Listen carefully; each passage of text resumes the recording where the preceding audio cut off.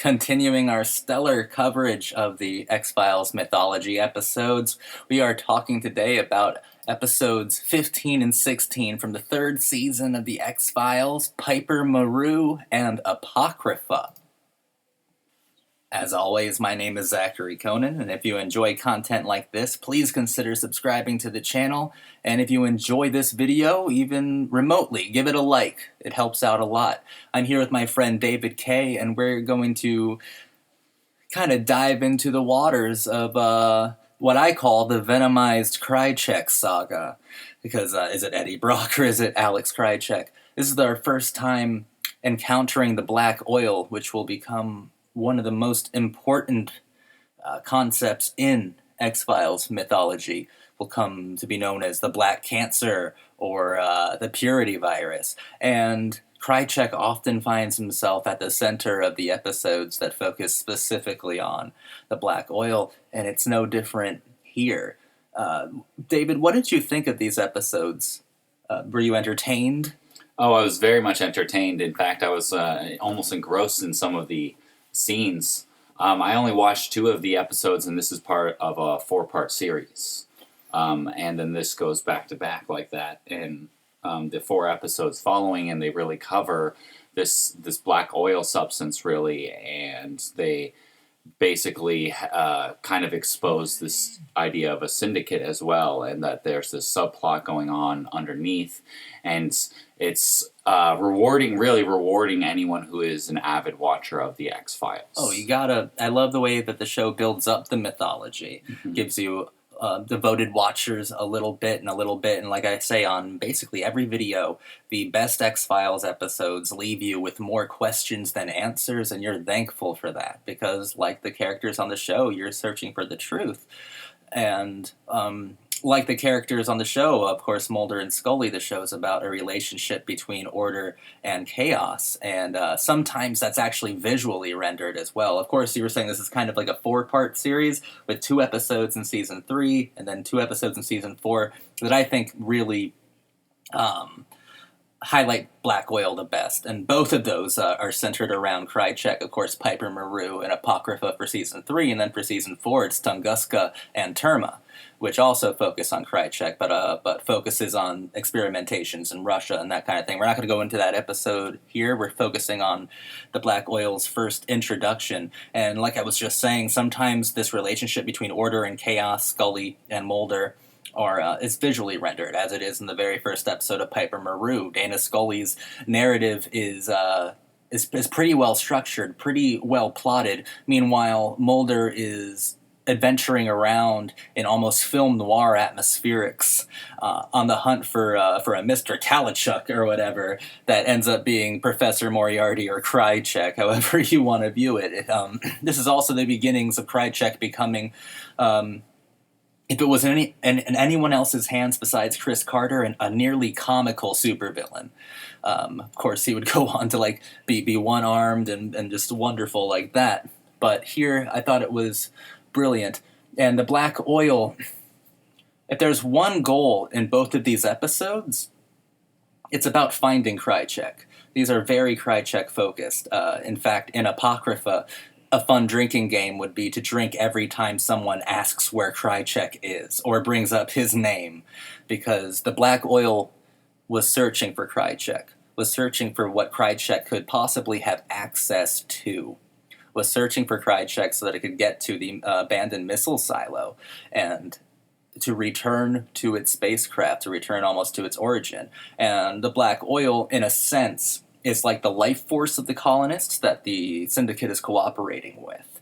And it's not only a means by which the colonist aliens, extraterrestrials, could reproduce with each other, but it could also be used as a disease to be spread on an unsuspecting public, on the unsuspecting populace, to make them more easily controlled. It's also how this colonist alien group conquers galaxies in a sort of way, if you really want to get into it there. But of course, we don't know any of that in this episode. So let's kind of go, well, I guess thematically, I brought black oil. What do you think of the black oil virus? or the black oil substance. Yeah, really, yeah. Because it's not necessarily, it is a virus in this episode, but it's more so about the ability of the life force to jump between people. It's really hard to say what it is if you're asking for what it means symbolically. I don't know, to be honest with you. I think it might jump around episode to episode. Yeah. I do think it has since it's very often paralleled with Krycek and with Krycek's motives, I do think that Krycek could play a large part if we want to do a symbolic reading of it. Most definitely, I think it's almost about autonomy, because Krycek often operates as a lone wolf kind of thing, and who seems to always be like a wolf off a leash, but one that doesn't have any control over himself. One that is still being controlled by outside forces no matter what he does, which is exactly, quite literally, what happens here.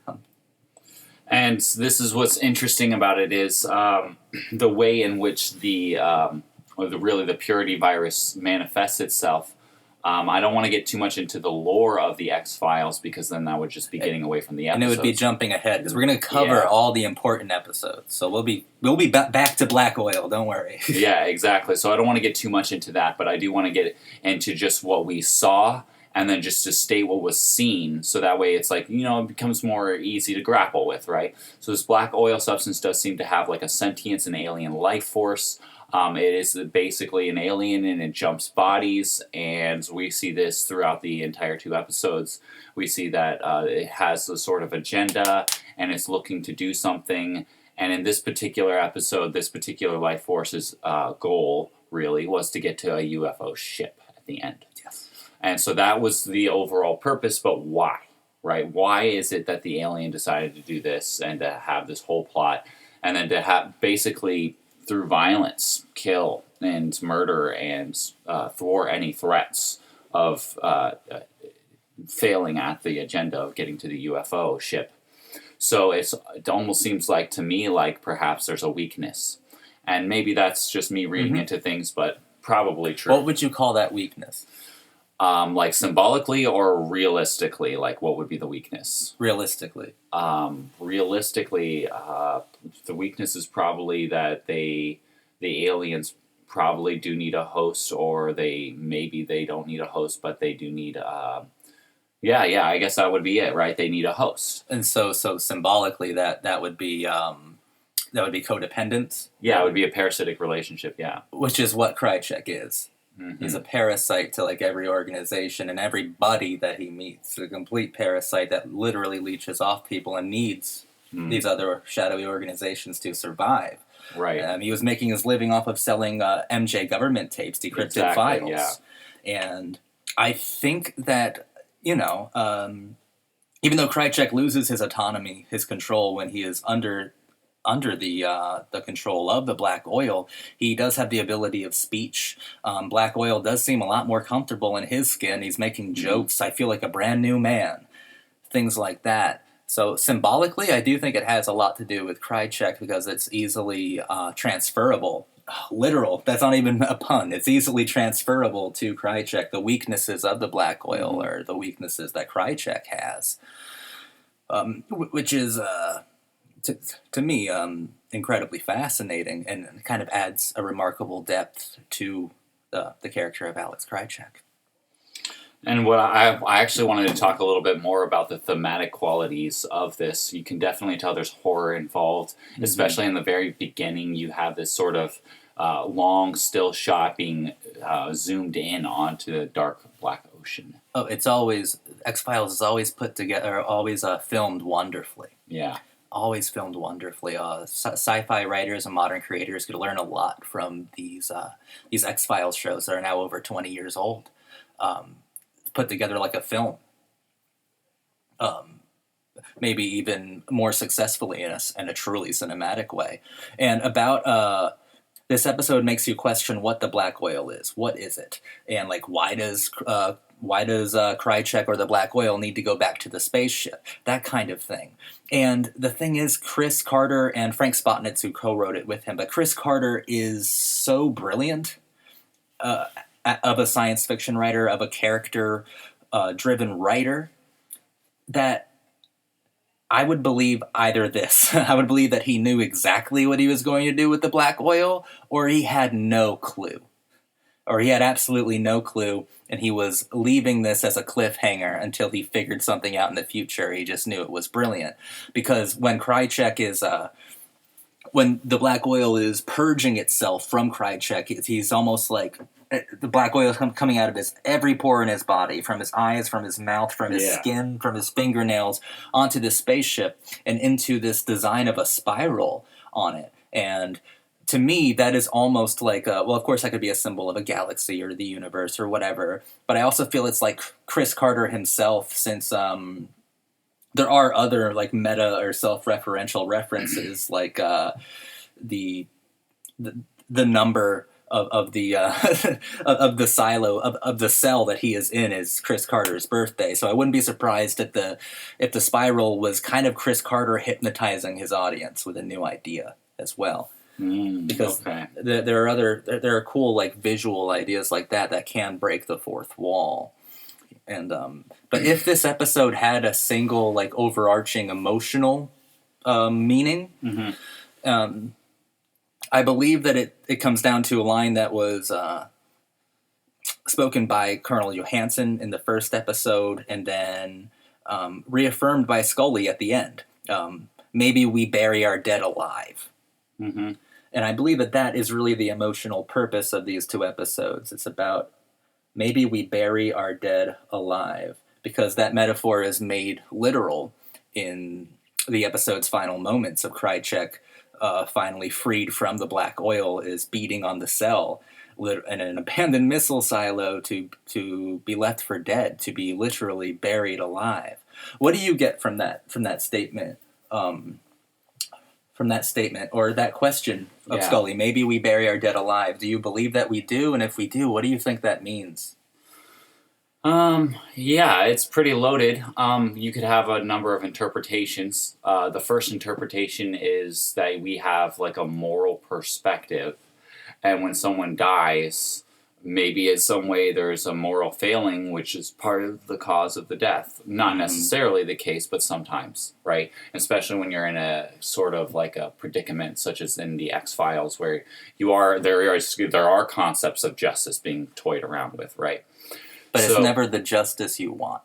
Exactly, and that was said as well, and so that's what's interesting.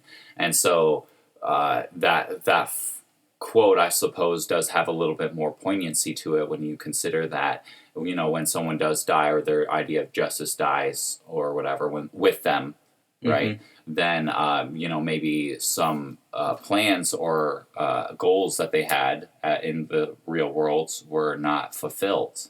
Oh, absolutely. I think you're kind of hinting, or like you're right on the precipice of a few of the anti-war sentiments that were in this episode as well. Black oil, I think you can make an easy argument for it being like a metaphor of war or of conquering. In fact, actually, that's not even just a metaphor. That metaphor is very powerful, and I was blown away by the symbology of that, and that they incorporated that, because this was actually based on, this from my reading, is the lore of the X-Files was inspired by some of the horrible and atrocious experiments that the Japanese committed upon and did genetic experiments. And so that's actually what I think, that's kind of like when I was getting with you and saying there's, you know, there's something related to World War II and Nazism. And we saw Pearl Harbor. And I found out that the genetic experiments did exhibit some of these symptoms that the black oil. Wow. Yeah, so this is what's interesting, is because some of the experiments were radiation in nature.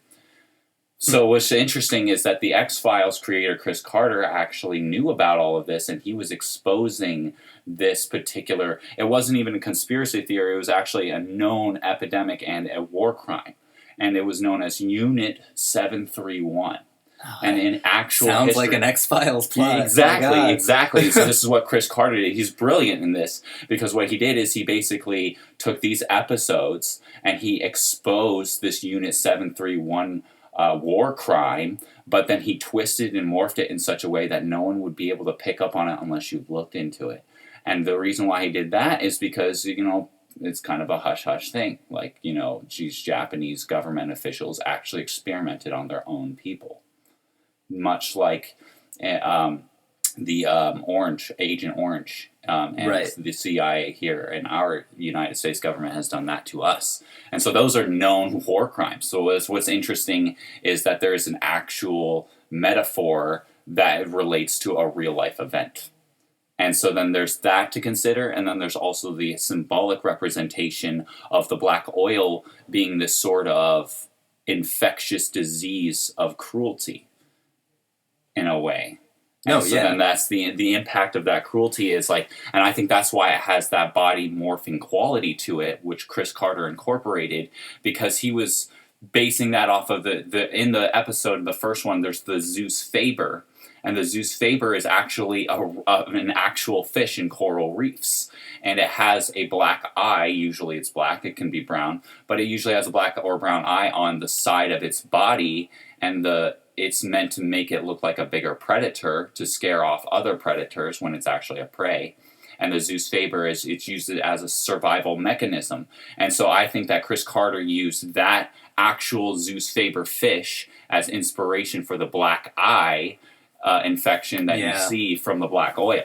And so that you can connect those two dots together, and you actually see that he's making a very sophisticated maneuver and representing this war crime, because that's what makes it so novel. I haven't seen any other science fiction anything similar to this. I mean, there's some things that there's body swapping, science fiction, Twilight Zone does it. I mean, that's just one example, and there's dozens, but nothing quite like a black oily substance that's also extraterrestrial and sentient, right? And that's pretty unique. And it's a great design, and it's so visceral, too. When a character is covered in the black oil, like, you could feel it. You could feel that griminess. Just an expertly executed episode and concept. And there's so many fascinating levels to it. And my idea, or another component that could branch off of the maybe we bury our dead, is a more, I guess, just emotional one, more one of pathos. I mean, because Scully speaks about how there never is any closure and there never is any justice. And I bet that any of us who lost someone, who have lost people in our lives, no one's ever truly dead in that way. We bury our dead alive because there's still always, like you said, unfinished business, and that business may be an actual goal that they didn't reach, or there's never an emotional end to anything in life. And Scully is going to be carrying around the weight of Melissa for the rest of her life, and same with Fox and his father and his sister. They're going to be carrying the burden of all the people that they've lost in their lives. And I just also love that to me, it always comes back to Krycek, because Krycek is at the center of both of those losses, really. Yeah, and this is what's interesting about that, because that same metaphor and the talk of a moral discussion does extend further throughout the episode. What I find interesting is that not only did Unit 731 also commit this war atrocity on Chinese and also Koreans as well, but they also, I find it interesting that he uses this as sort of an analogy to really just criticize the cruelty of not only genetic experimentation, but also just human experimentation in general. He was also, definitely saying something against chimeras, human-alien hybrids, where we have now this sort of concept in real life today of pig-human hybrids and organ development, right? And so then that's more of like a better way of having a chimera, a more useful way. But then it's just like, I think it's interesting that Chris Carter is saying that you probably shouldn't do this either, because if you ever have a power over other life and other people, then it's going to be corrupted and used in ways that are going to hurt. Exactly. Others. And actually, in my Why Krycek Matters video, I talk about how, like, truth and belief are, like, really important concepts in this show for every character, and truth matters to every character. Like, truth for Mulder is not necessarily a thing, but an action. Like, always trying to rush towards it and to figure it out. And truth for Dana Scully is that something she can observe, something that she knows, and she can something that's tactile. And she's definitely the skeptic role. And Krycek is almost like a Michel Foucault nightmare, because for Krycek, truth is power. He doesn't necessarily care what the truth actually is, but he will go for the most powerful team. He will go for who is most powerful in that situation. He secretly wants Mulder to win, but I think that goes to more psychosexual dilemmas than to rather morality.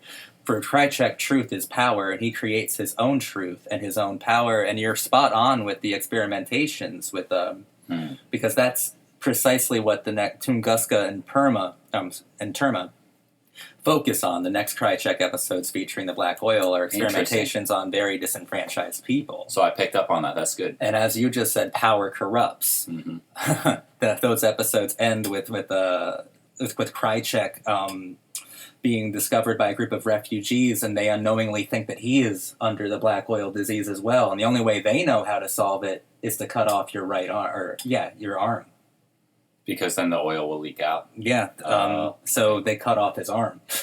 So he's experimenting and working with Russians, and it corrupts him absolutely to the point where he is deformed. For the rest of his time, he has a prosthetic arm and really becomes like a supervillain kind of guy, like a weird mad scientist with like a bad arm. Like, it would be comical if it wasn't done by Chris Carter, because then it's just poetic, because these metaphors are so they're rich. They're just very rich. And I wanted, on that same note with Chris Carter and his contribution, the black oil substance was actually something of a difficulty for the X-Files producers. Reading up on the lore, I found out that they used syrup and molasses in some scenes. And then they also tried to experiment with ferromagnetic fluid and use magnets to move it around, but they said it looked a bit too comical. And so that's why they stuck with the molasses, because it had that more sinister, goopy quality to it. Did. And that was interesting. So then you can see that same expertise carried over here into Alex Krycek's character, and that little stroke of brilliance as well that gives that little bit of novelty to it. It gives a little spin. So, it was really well done. I really enjoyed this episode. And I thought that there was one other really brilliant thing that kind of stuck me with a dagger of poetry, and it was how Scully and Mulder both behaved towards people who killed a beloved member of their family. Yeah. So Scully comes face to face with the man who pulled the trigger on her sister. And she does not kill him. She desperately wants to, but she doesn't, because of her morality, because of a devotion to justice that she has at that moment. She believes that justice will happen. She believes in order in this universe, because she is the symbol of order. Mulder comes face to face with Krycek, and then later on, when he loses Krycek, he says, I didn't kill Krycek because he had tapes. Not because there was any sense of justice or order to this world, because he is an agent of chaos. And he would have put a bullet in Krycek's head had he not had a piece of plastic. So the moral boundaries are very gray with Mulder, and that's a really kind of nuanced or subtle way, because it doesn't juxtapose it, really. It's not necessarily juxtaposed, but if you go out of your way to make that connection, I think it's really powerful. That I've always preferred Dana, and Dana is a woman of complexities and to me, integrity. Whereas Fox gets carried away. He is an agent of chaos, and he's also very cynical already for being such a believer. Yeah, he is pretty cynical. And I think that's part of his persona as well, because it builds on the idea that, someone who is a true believer, who does realize that in their view that there are extraterrestrials, they get kind of pessimistic over the fact that no one else knows, but they know. And so there's this kind of fight with the truth of the matter, and being bitter about other people not being awoke or whatever. And that's a brilliant that's a brilliant exploration of the relationship between order and chaos, which exists in all of us. There is always this.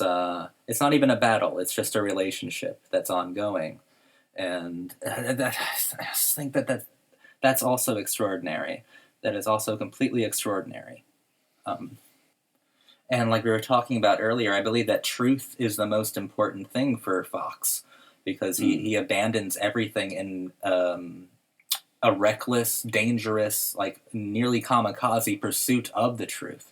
And I think that's why Krycek makes such an interesting villain or nemesis specifically for Mulder, because Krycek is really uninterested in anything Dana ever does, because Fox is obsessed with finding the truth, with courting the truth, with exposing the truth, with holding the truth. And Krycek is his modus operandi is destroying the truth and selling its parts for money. Like he creates his own truth in place of the old. You know, it's always a really interesting case when you get a Krycek episode. And I would say, yeah, that's the predominant theme and element of this film, is just how order and chaos bleed all the way down to the political affairs of humans in history. So yeah, that was really well said. So I appreciate you saying that. Not a problem. You got anything else to say? Yeah, I do have a couple things. First, I'd like to say that, even though Dana Scully is still a skeptic in the film, the fact that she has this sort of contribution, this intelligent, skeptical, and methodical mindset of trying to expose the truth for her version of what she wants to try and figure out the truth to be. I find it very enlightening and also very powerful that even though she's left in the dark for the most part about this, she's still given license to be a powerful and independent person. And I want to give a lot of kudos and thanks to the creators of the X-Files. If they ever listen on this, thank you for doing that. That was a very good move. I also enjoyed her whole role in the entire film, because she was actually to me, the reason why this particular episodes were powerful emotionally, because it was a nice backdrop into the horror elements of everything. Oh, absolutely. And the tragedy of it all. In fact, she has to kind of take center stage for a little bit when both Skinner and Mulder are in the hospital. Mm-hmm. Gillian Anderson is a goddess, too good for this world. She is definitely my favorite X-Files hero. And I think the best lessons are learned from her. It's easy to like Fox Mulder. It's easy to like the guy who breaks the rules, who dances to the beat of his own drum. But at the same time, there's something even more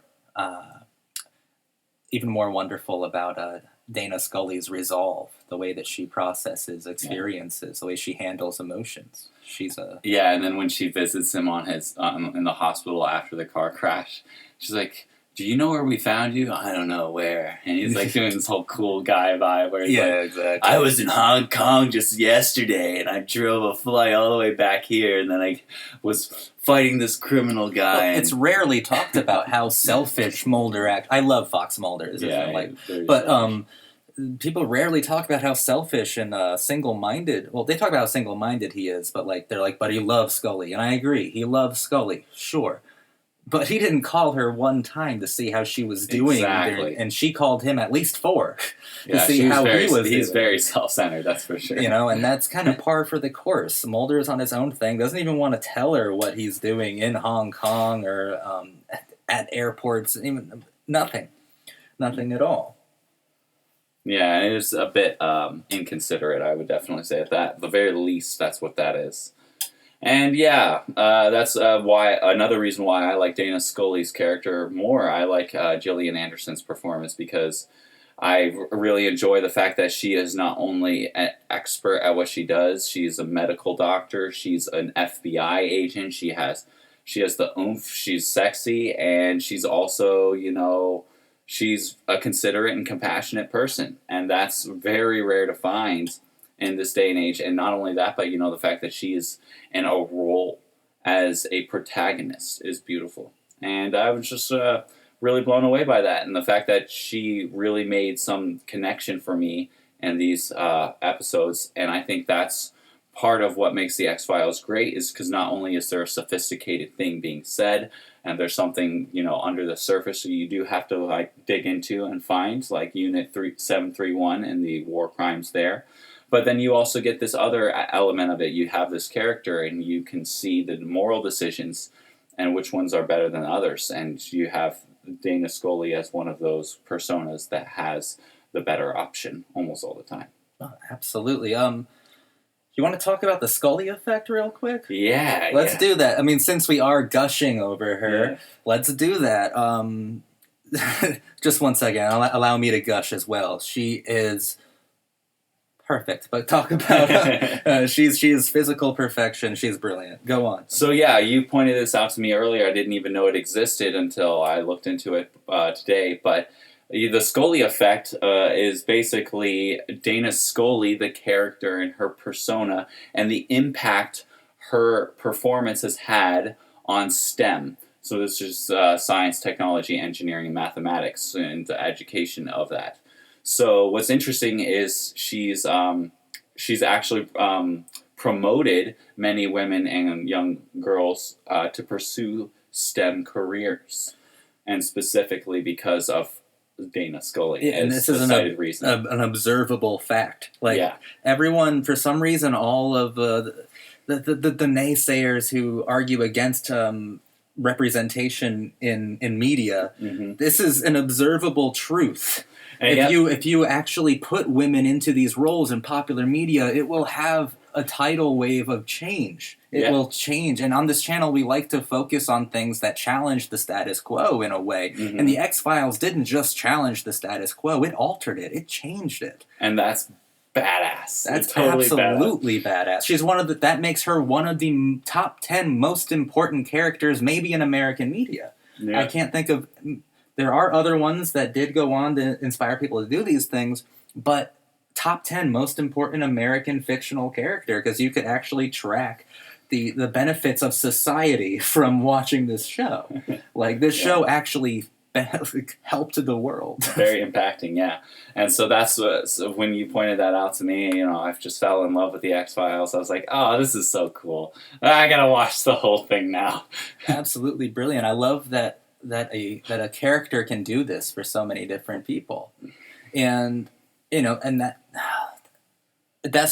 just goes to show how amazing media, or dare I say art, could actually be. But I think more importantly, that's how amazing popular media could be if it's done with a conscience, with a purpose, and with a vision. And that comes back to Chris Carter, originally being pressured by the executives at Fox to have like a va-va-voom type of woman. And by the way, Gillian Anderson is a va-va-voom type of woman. Don't get me wrong, but he was more interested in having like a Clarice Starling kind of character, like a Jodie Foster, Silence of the Lambs kind of character. And I think that Dana Scully has definitely transcended and gone beyond Clarice Starling. And that's not saying anything against Jodie Foster's performance. That was also an incredible performance, and I'm sure that also influenced a lot of young women to pursue true crime or criminal justice. But this Dana Scully character is one of the most important things written in popular culture, and that's just crazy to think about. Just absolutely crazy to think about. And it's wonderful and heartwarming to think about. And then every time I do an X-Files video, by proxy of doing that, I am paying tribute to this is a very important symbol of feminism, of egalitarianism, of curiosity, of drive, of ambition, of any word that means a lot that you could put in there, of strength, really. Definitely. And if you haven't watched any of these, or if you're a prolific watcher of the X-Files, hopefully my analysis was pretty spot on and accurate. I mean, I did do a cursory glance over it, and if you have any corrections, I love to hear it, because I do like to know the truth. I do have that kind of Fox Mulder-ness to me, where I do have this sincere ambition and drive for pursuing truth. And so that's why I do these things. And so thank you so much for listening. And I hope that you enjoyed my analysis, at the very least. Oh, I'm sure they did, David. Yeah, thank you guys so much for listening. And stay tuned. Probably sign up for some notifications, because if you enjoyed this episode about the black oil, the next time you see us, we'll most likely be covering Tunguska and Terma, which is... it goes even deeper into the idea of black oil, and Krycek and Mulder's relationship is amplified, overdrive there. I'm sure you know if you're a devoted watcher of the X-Files, which I hope that you are. Thank you guys for watching so much, and remember, trust no one. Except for us, and subscribe.